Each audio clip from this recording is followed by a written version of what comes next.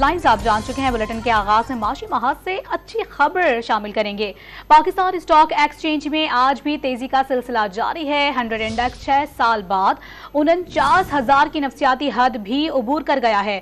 दौरान कारोबार आज इंडेक्स में 600 से ज्यादा पॉइंट्स का इजाफा हुआ। दूसरी जानिब रुपया भी आज तगड़ा होने लगा। इंटरबैंक में डॉलर ₹1.95 सस्ता होकर 287 रुपए 43 पैसे पर ट्रेड हो रहा है।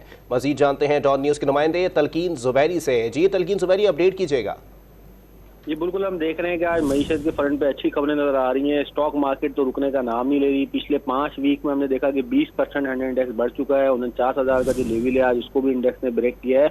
इसी तरह हमने देखा कि इंटरबैंक मार्केट में जो डॉलर की कीमत उतार चढ़ाव का शिकार थी, आज रुपया उसके मुकाबले में तगड़ा नजर आया है। तकरीबन 2 रुपए का उसमें जो है वो इजाफा देखा गया है। ओपन मार्केट में भी हमने देखा है कि इंटरबैंक मार्केट में ओपन मार्केट में भी डॉलर की कीमत में जो है वो तकरीबन 2 रुपए की कमी देखी गई है।